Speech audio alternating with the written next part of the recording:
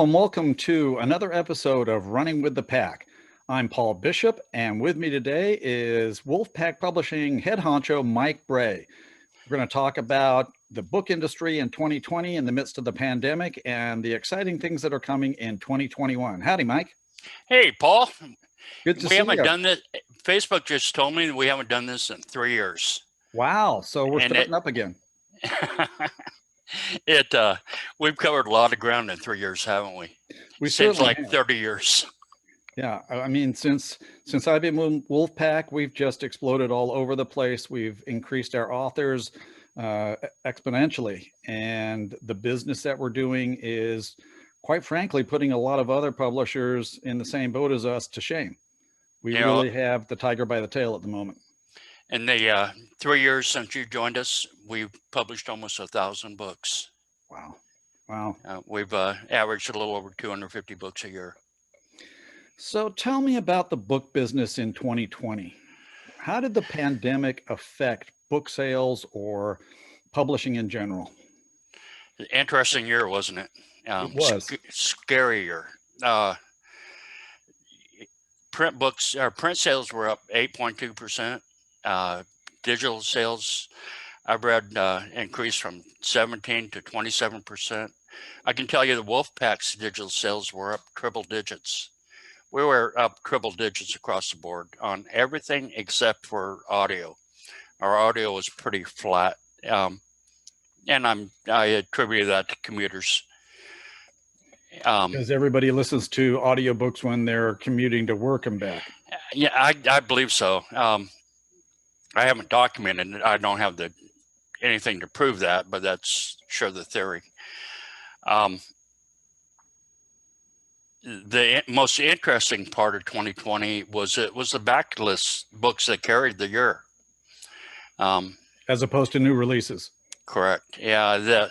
And without the marketing budgets behind them, the trad publishers, they didn't have to worry about the conferences and the $30,000 booths set up, and they made all their money off the backlist. So it definitely has changed the industry. It has, and I think it is going to have an impact on those types of conferences going forward, because I think one of the things that we discovered in 2020 is, to a certain extent, conferences don't sell books. They don't, but for authors, man, those networking opportunities are priceless. It is. I agree. And for authors to make, not just between each other, but it's that contact with their editors and publishers that makes authors feel, if not special, at least recognized, and gives them encouragement, because authors constantly need encouragement. Some do and some don't. It's amazing. These guys like James Reasoner and Robert Vaughn that have been doing it forever. It's just like going to the grocery store. It is, and they grind things out all the time. And I see old Lobo there getting into bed. Yeah, please, thank you. Yeah, and the rustling you hear, if you can hear it, is my cat Max messing with the blinds that I've got pulled so the lighting is right.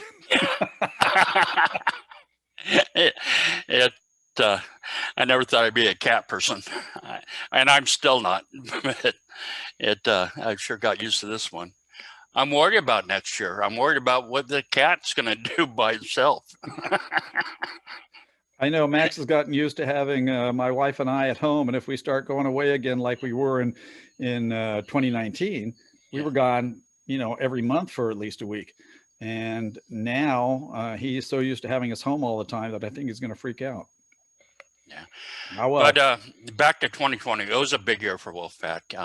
That was a big year in the industry across the board. But we picked up some big authors in 2020. We did. Name authors that are seeking us out, which is really interesting, as opposed to us pursuing them. Yeah, that's in my 10 years in this industry, that was the biggest change I saw in 2020. The amount of agented submissions come in were probably 600-700% higher than the previous year. And we like that. We're encouraging more and more agents to submit to us. And that was me going to get my cat off of the blinds. I'm sure he'll go back there again because you can't change a cat's mind about anything. So with agents, we have started dealing with more agents because of the name authors that we're getting. A lot of the authors that were with Wolfpack before may have had agents in the past, but they've been acting for themselves in recent years, and we've been able to help them tremendously because I think Wolfpack has a very strong reputation as an author-friendly publisher, where that the authors come first before the actual book sales. Right? We work with everybody, and that increases book sales. Yeah, you know what, and that's my background, unfortunately. It slowed us a little bit. It has slowed us down as far as growth. We could have ramped up much faster if we'd taken more of the traditional attitude. But I've got a marketing background, and I look at each one of these authors as a client. And they kind of evolve as our friendship gets tighter from a client to a partner. And we do like these long-term relationships.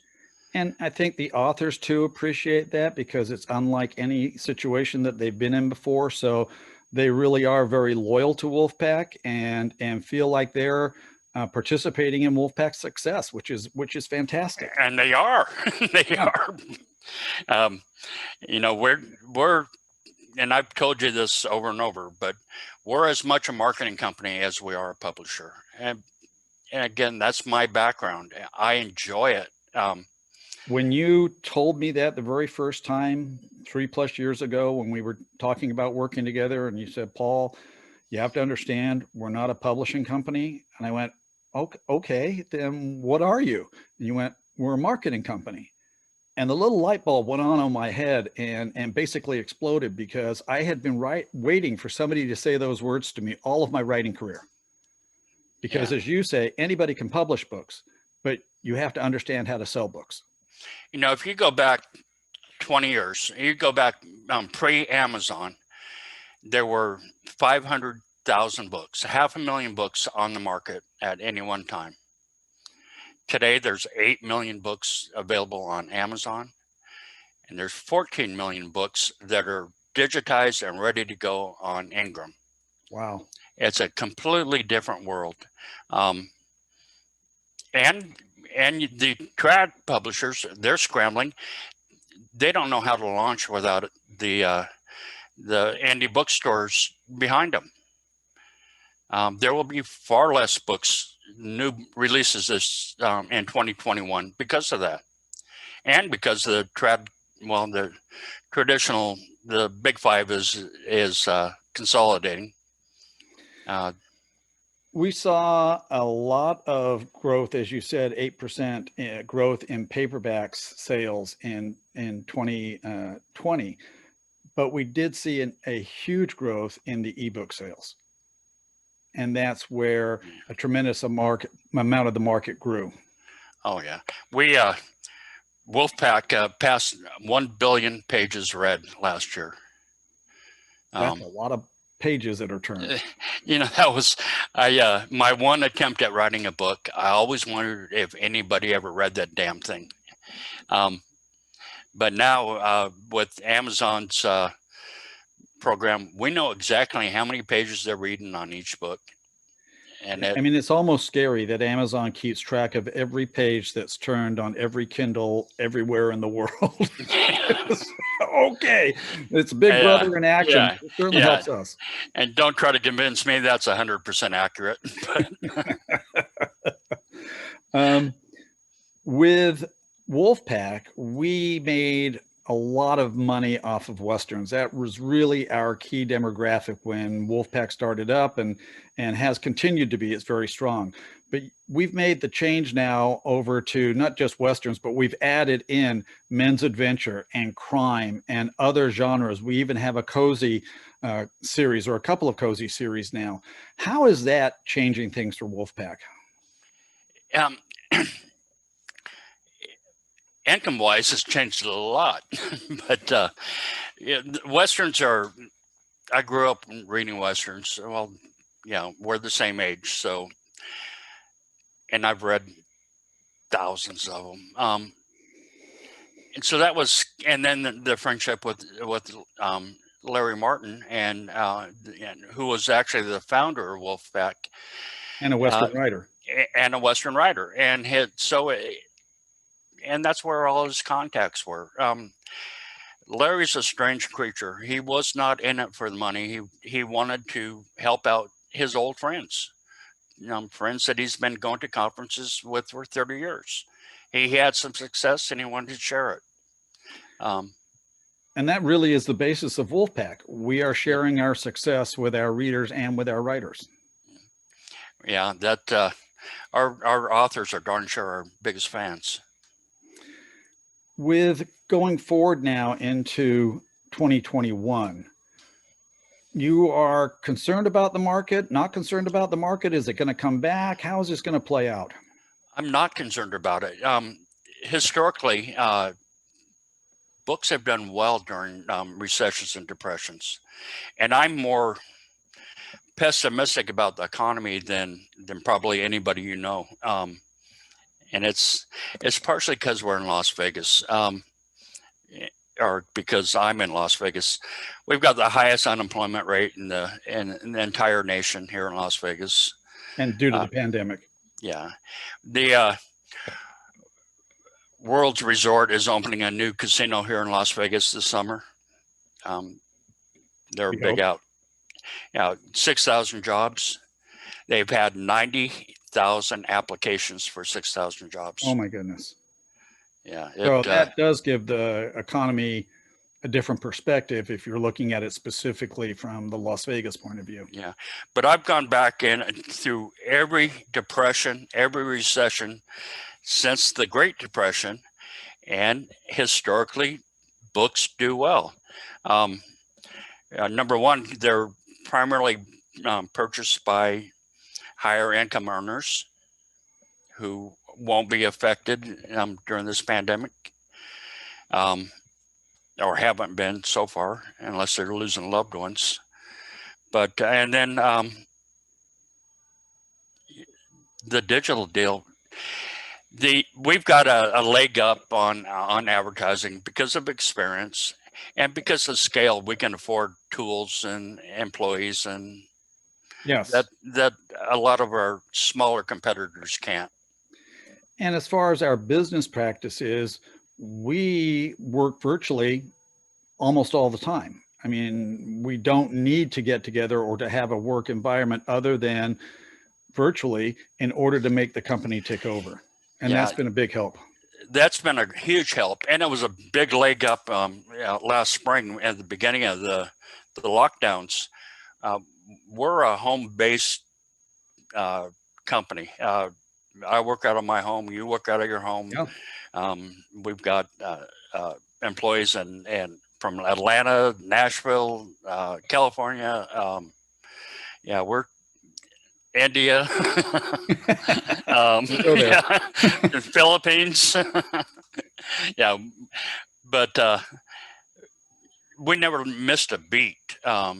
We've had 2 employees go through COVID. Lauren Bridges, a lot of the Western writers know Lauren. She went through it. She never missed a day of work. We had another employee in Atlanta. He went through it. He never missed a day of work. It pays to hire these young kids. Good, healthy young kids. Yeah. But I'm glad we're in a home-based business. Now, with the success of Wolfpack coming out of 2020 and going into 2021, we've been able to do some expanding in different ways. I'm specifically talking about Wise Wolf, our new young adult imprint. What can you tell us about Wise Wolf and why you, as the head honcho of Wolfpack Publishing, decided to make that move? Actually, that's Rachel Delagrasso's baby. And I'm very proud of her. She's done a tremendous job opening that imprint. She's lined up some terrific authors. We released our first book last week, a book that, well, you lined up, Calculator with Nova McBee. That book has already proven it's got legs. The movie rights have already been sold. Fantastic. Yeah. It's going to be a big book for us. It's going to be a big series for us. And the imprint is already a big deal. We've been approached by 2 different companies asking to distribute.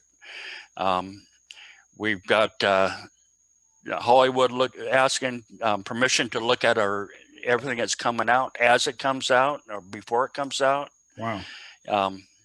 Yeah, we're setting that up as more of a traditional publisher than Wolfpack.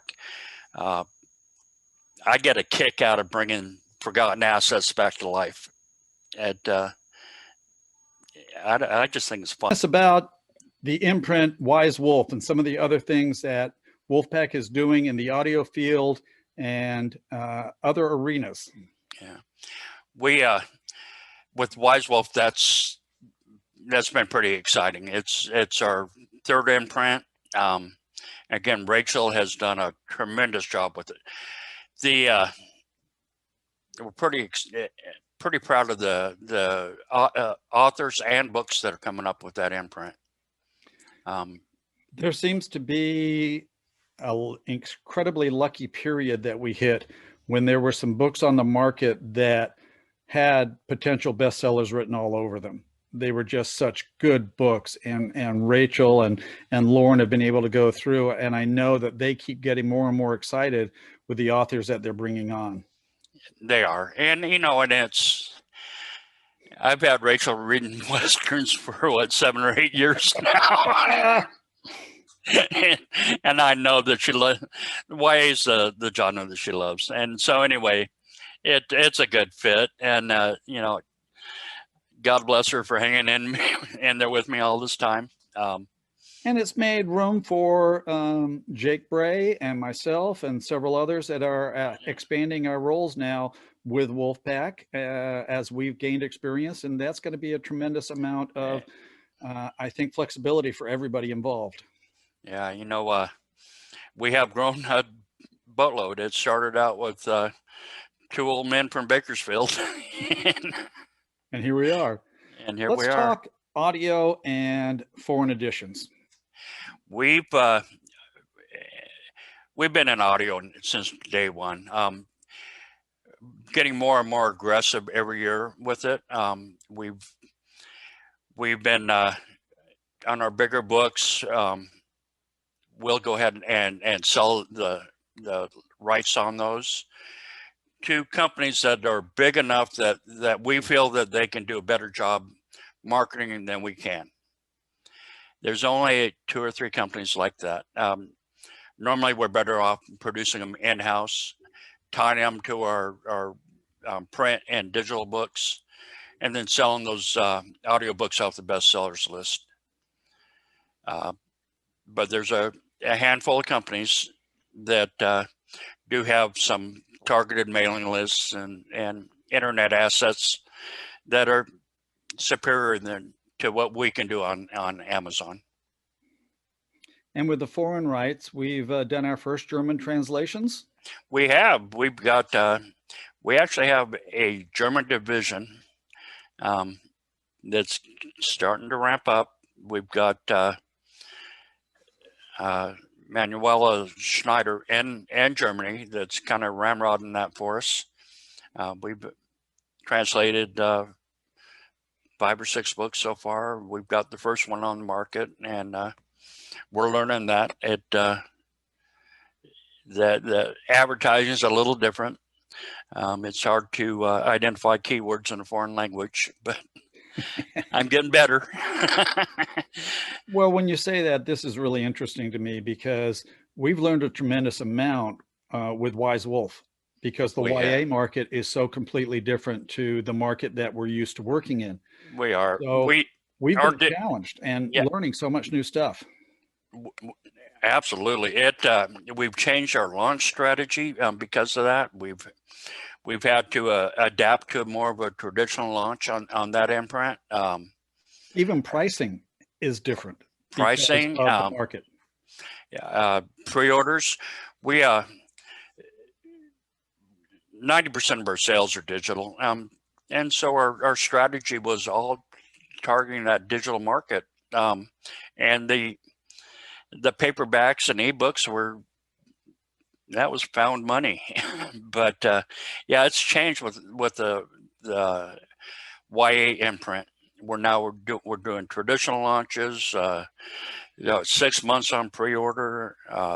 Well, we've discovered the idea of cover reveals and teasers and getting that YA market excited in a way that we've never had to do in the Western market or the men's adventure market.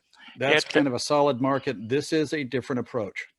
And that's, partially that's partially my fault. That's my marketing background. I know that my dollars spent on advertising on Amazon are by far the most cost-effective dollars. So rather than putting the money into a cover reveal or something that is going to give you a little bit of a return, but not the return you're going to get off of bottom of the funnel advertising, like on Amazon. I know when I'm advertising on Amazon, I'm advertising to people that are shopping for a book. Yes. When I'm advertising on Facebook, I'm trying to create that interest. That's what they call top of the funnel advertising. But cover reveals and young adult, we're actually advertising or becoming involved with readers who want to be further involved than just advertising dollars. They want to be part of the process. They do. And that's what endears them to an author in a book in YA. You look at the more successful authors in other genres too. They have that following. They have that connection with their audience. How important is an author's fan base or social media base? I mean, talk about Rebecca Forster, who is a new thriller writer. She's not a new thriller writer. She's been a thriller writer on the bestseller list for a long time. She's come to Wolfpack because of how we do business, but she's also brought her social media networking base with her, and that's made a difference. Is that right?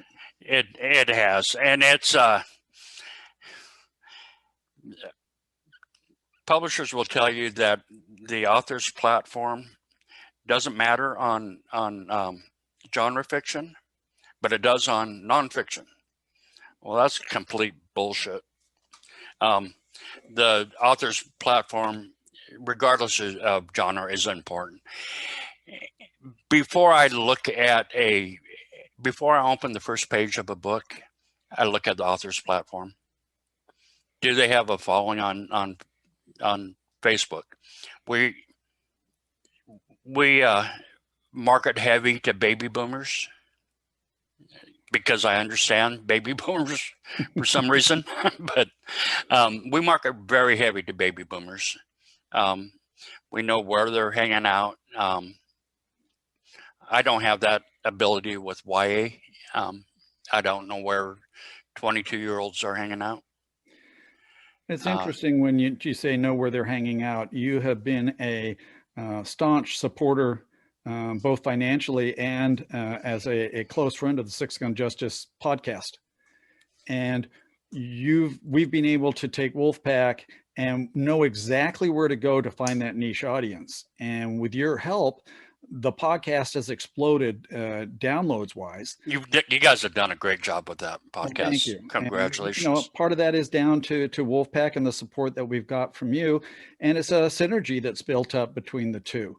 It's not necessarily a sales technique, it's a community technique. And the podcast has helped Wolfpack become a deeper part of that Western community. I believe so. I have no doubt about it, actually. And now we're doing a Wolfpack book club through Amazon. And I know I'm more excited about that than you are. I'm excited. I got it set up. I have fun. Yeah, and thank you for that. Yeah, we've got hosted by Paul Bishop. We have a book club, an Amazon book club. And just send us an email and we'll get you signed up. We will be doing an emailing for the book club so that people know where to go and where to sign up. We'll be doing 1 or 2 books a month, and we'll have a once a month virtual meeting where we'll just hang around and discuss the books and talk about stuff related to the things that we love. And I think that's going to be a really cool place for us to get to know one another, to get to know our readers. We can bring in the authors of the books to talk, and it'll be a lot of fun. So look for that email in the coming month, and we will get that all kickstarted. You know, I'm really excited. They'll get to meet some New York Times best-selling authors, and these are some of the greatest people in the world. I love talking to Max Allen Collins. I could talk to him for hours. Kathleen and Michael Gear, just salt of the earth. Some of the Rebecca Forrester. I've never met a nicer person than Rebecca Forrester, and generous with her time. She's we use Slack a lot as a company. We've got project management tool. Right.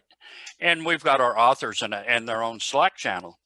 Rebecca Forrester is the most generous author on that channel with her time. She really is. Yeah. And I was delighted to be able to bring Rebecca on board, and she has been just a tremendous asset to Wolfpack as the face of Wolfpack. She's really has done a great job. She has. But and I don't know if it's because authors have such a isolated life. You know, they're entertaining themselves for 8, 12 hours a day. We've been training for this pandemic all our lives. Yeah, you have. But they're just great people to deal with. I've sold everything from politicians to prostitutes. I've never. Is there a difference? Not a lot. There really isn't. But I sure like working with these authors. I wish I'd found this niche 50 years ago. Tell me what your goals are for 2021 with Wolfpack. I believe I know we're one of the fastest growing publishers out there. You know, we'll do all the Inc. 5000 and the Publishers Weekly fastest growing publishers this year. I want to do that again. And again, we had triple digit increases in sales across the board. It's gonna be hard to do that 2 years in a row. But I believe we can do it. We're expanding our foreign language division. We're expanding our putting more feelers out for movies. Now you mentioned Jake Bray earlier, my son. He's got 10 years of higher education and professional theater behind him. He's got connections in the industry, and I think has already placed a movie with us. He'll be focused on the foreign rights and Hollywood. We think there's a tremendous opportunity for us. You know, we've got 1,700 titles. We got a boatload of content. And even Calculated, our new young adult novel, has got a movie deal behind it now. Mm-hmm.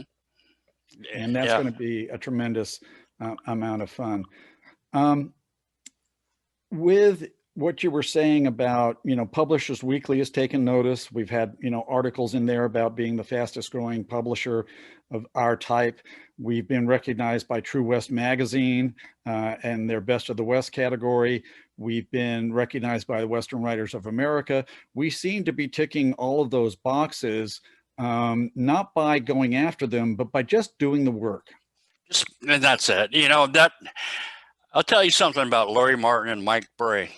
There is nobody that's going to ever outwork us. That's just dumb, old school, oaky education. But yeah, and we're still Larry at gosh, what is he? 78 now. He'll still outwork anybody I know, except me. I'll push him hard. But I got that. You grew up in California too, but we were pretty self-sufficient. I worry about these kids coming up today. I know how hard you work because our tech whiz, Matt Hoffman, who's one of those younger generation folks, you and he are on communication at 2, 3 o'clock in the morning as you're both working continually to do that. I don't know how to keep up with you guys. It's pretty amazing. When you love what you're doing, it's a piece of cake. And I do. I like the numbers. I'm getting ready to do my taxes, and I'm getting a thrill out of being able to write off books that I bought. And I buy a lot of books, but yeah, I should have opened up a publishing company when I was 25 and just to write off books. And the other creative outlet for us is, Laura Serafan is leading the way with our covers, and she's just doing some amazing work there in the visual arts. And that is really helping to sell our books. Our covers are fantastic. Our entire crew is fantastic. We've kissed a few frogs, but I'm extremely proud of the crew we have together. Laura's just one example. And she's working from home and homeschooling a couple of kids and putting out work that that Madison Avenue is jealous of. Yeah, it's at the highest level, and we so appreciate all the efforts that everybody's and that's making. We have done. We're putting more money into covers than we ever have, and it's paying off. It's paying off. You can darn sure tell the difference between a Western published by Wolfpack and some of our competitors. Absolutely. And on that note, Mike, it's been really great to talk with you, and I look forward to our next team meeting, and we will do another Wolfpack Running with the Wolf episode with you sometime in the future. Thanks, man. About 3 years. Take care, Paul.